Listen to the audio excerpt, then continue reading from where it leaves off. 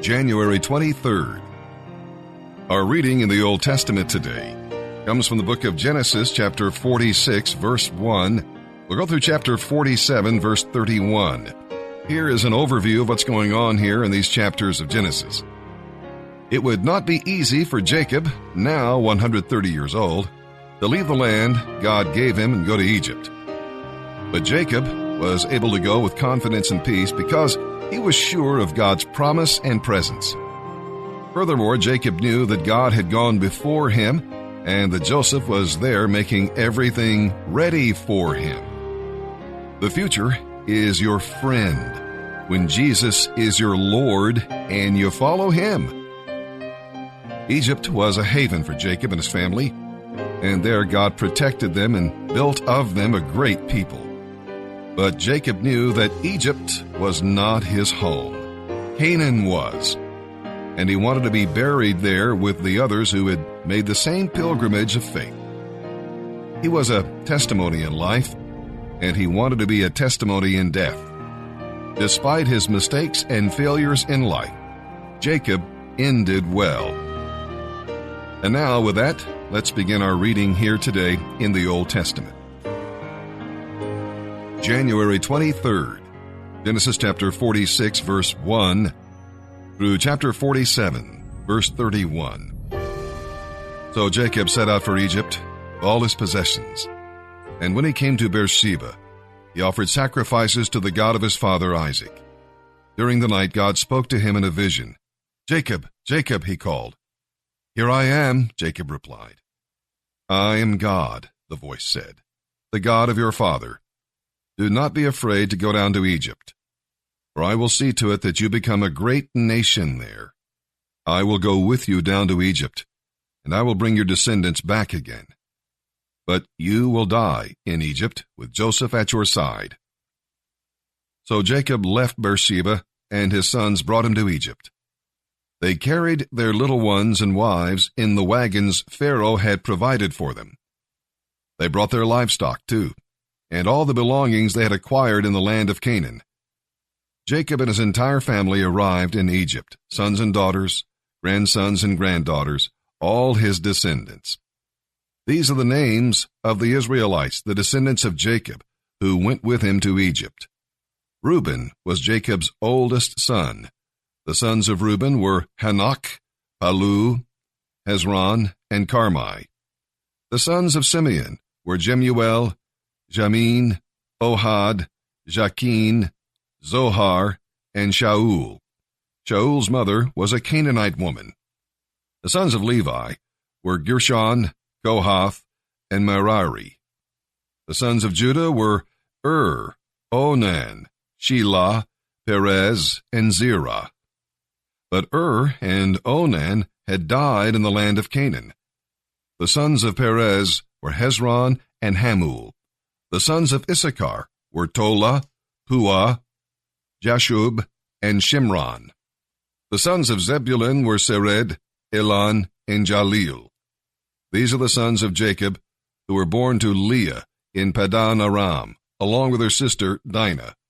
In all, Jacob's descendants through Leah numbered 33. The sons of Gad were Ziphon, Haggai, Shunai, Esbon, Eri, Arodai, and Areli.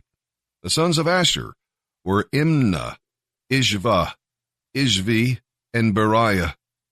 Their sister was named Sirah. Beriah's sons were Heber and Malkiel.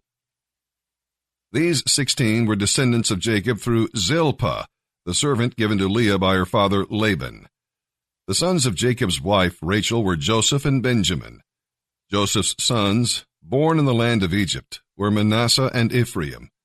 Their mother was Asenath, daughter of Potipherah, priest of Heliopolis. Benjamin's sons were Bela, Becher, Ashbel, Gera, Naaman, Ehi, Rosh, Mupim, Hupim, and Ard. These 14 were the descendants of Jacob and his wife Rachel. The son of Dan was Hushim. The sons of Naphtali were Jaziel, Gunai, Jezer, and Shillem. These 7 were the descendants of Jacob through Bilhah, the servant given to Rachel by her father Laban. So the total number of Jacob's direct descendants who went with him to Egypt, not counting his sons' wives, was 66. Joseph also had 2 sons, who had been born in Egypt. So altogether, there were 70 members of Jacob's family in the land of Egypt. Jacob sent Judah on ahead to meet Joseph and get directions to the land of Goshen. And when they all arrived there, Joseph prepared his chariot and traveled to Goshen to meet his father. As soon as Joseph arrived, he embraced his father and wept on his shoulder for a long time. Then Jacob said to Joseph, "Now let me die, for I have seen you with my own eyes, and know you are still alive." And Joseph said to his brothers and to all their households, "I'll go and tell Pharaoh that you have all come from the land of Canaan to join me. And I will tell him, these men are shepherds and livestock breeders. They have brought with them their flocks and herds and everything they own. So when Pharaoh calls for you and asks you about your occupation, tell him, we have been livestock breeders from our youth, as our ancestors have been for many generations. When you tell him this, he will let you live here in the land of Goshen, for shepherds are despised in the land of Egypt." So Joseph went to see Pharaoh and said, "My father and my brothers are here from Canaan. They came with all their flocks and herds and possessions, and they are now in the land of Goshen." Joseph took 5 of his brothers with him and presented them to Pharaoh. Pharaoh asked them, "What is your occupation?" And they replied, "We are shepherds, like our ancestors. We have come to live here in Egypt, for there is no pasture for our flocks in Canaan. The famine is very severe there. We request permission to live in the land of Goshen." And Pharaoh said to Joseph, "Now that your family has joined you here, choose any place you like for them to live. Give them the best land of Egypt. The land of Goshen will be fine. And if any of them have special skills, put them in charge of my livestock too."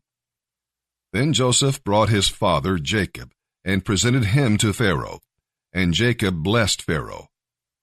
"How old are you?" Pharaoh asked him. Jacob replied, "I have lived for 130 hard years, but I am still not nearly as old as many of my ancestors." Then Jacob blessed Pharaoh again before he left. So Joseph assigned the best land of Egypt, the land of Ramesses, to his father and brothers, just as Pharaoh had commanded. And Joseph furnished food to his father and brothers in amounts appropriate to the number of their dependents. Meanwhile, the famine became worse and worse, and the crops continued to fail throughout Egypt and Canaan. Joseph collected all the money in Egypt and Canaan in exchange for grain, and he brought the money to Pharaoh's treasure house. When the people of Egypt and Canaan ran out of money, they came to Joseph crying again for food. "Our money is gone," they said, "but give us bread. Why should we die?" "Well then," Joseph replied, "since your money is gone, give me your livestock. I will give you food in exchange." So they gave their livestock to Joseph in exchange for food. Soon all the horses, flocks, herds, and donkeys of Egypt were in Pharaoh's possession. But at least they were able to purchase food for that year. The next year they came again and said, "Our money is gone, and our livestock are yours. We have nothing left but our bodies and land. Why should we die before your very eyes? Buy us and our land in exchange for food. We will then become servants to Pharaoh.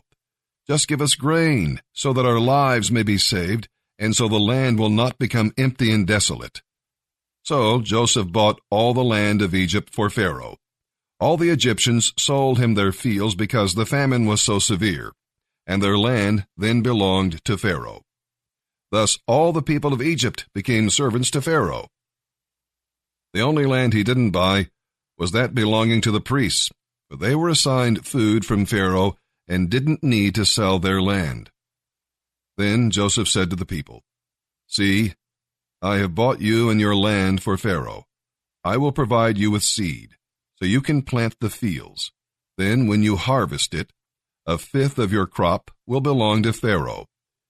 Keep 4/5 for yourselves, and use it to plant the next year's crop, and to feed yourselves, your households, and your little ones." "You have saved our lives," they exclaimed.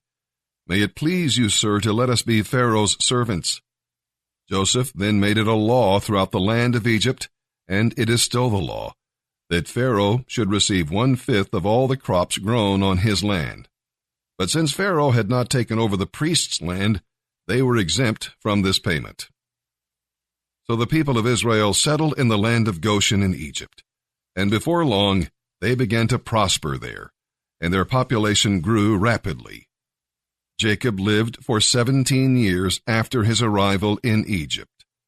So he was 147 years old when he died. As the time of his death drew near, he called for his son Joseph and said to him, "If you are pleased with me, swear most solemnly that you will honor this, my last request. Do not bury me in Egypt. When I am dead, take me out of Egypt and bury me beside my ancestors." So Joseph promised that he would. "Swear that you will do it," Jacob insisted. So Joseph gave his oath, and Jacob bowed in worship as he leaned on his staff.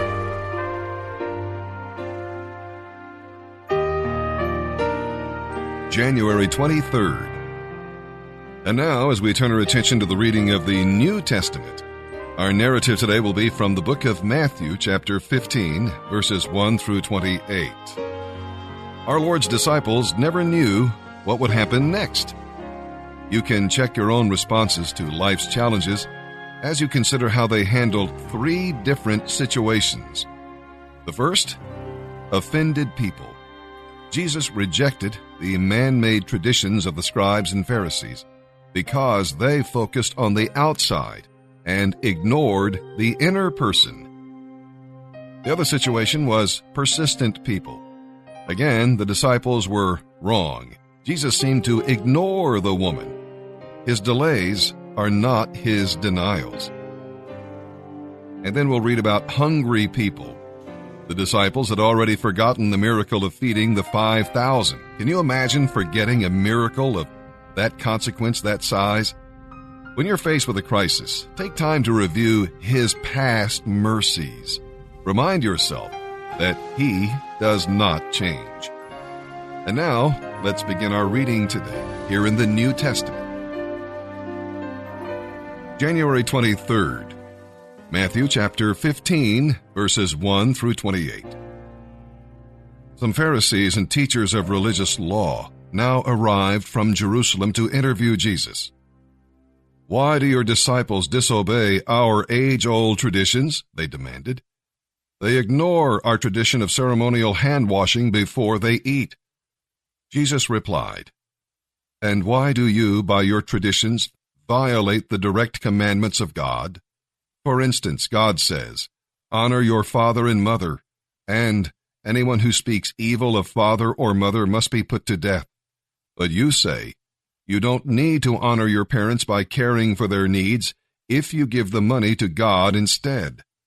And so, by your own tradition, you nullify the direct commandment of God. You hypocrites! Isaiah was prophesying about you when he said, 'These people honor me with their lips, but their hearts are far away. Their worship is a farce, for they replace God's commands with their own man-made teachings.'" Then Jesus called to the crowds and said, "Listen to what I say and try to understand. You are not defiled by what you eat. You are defiled by what you say and do." Then the disciples came to him and asked, "Do you realize you offended the Pharisees by what you just said?" Jesus replied, "Every plant not planted by my heavenly Father will be rooted up, so ignore them. They are blind guides leading the blind. And if one blind person guides another, they will both fall into a ditch." Then Peter asked Jesus, "Explain what you meant when you said people aren't defiled by what they eat." Don't you understand? Jesus asked him. Anything you eat passes through the stomach and then goes out of the body. But evil words come from an evil heart and defile the person who says them. For from the heart come evil thoughts, murder, adultery, all other sexual immorality, theft, lying, and slander. These are what defile you. Eating with unwashed hands could never defile you and make you unacceptable to God. Jesus then left Galilee and went north to the region of Tyre and Sidon. A Gentile woman who lived there came to him pleading, "Have mercy on me, O Lord, Son of David, for my daughter has a demon in her, and it is severely tormenting her." But Jesus gave her no reply, not even a word. Then his disciples urged him to send her away. "Tell her to leave," they said. "She is bothering us with all her begging." Then he said to the woman, "I was sent only to help the people of Israel, God's lost sheep, not the Gentiles." But she came and worshipped him and pleaded again, "Lord, help me." "It isn't right to take food from the children and throw it to the dogs," he said. "Yes, Lord," she replied, "but even dogs are permitted to eat crumbs that fall beneath their master's table." "Woman," Jesus said to her, "your faith is great. Your request is granted." And her daughter was instantly healed.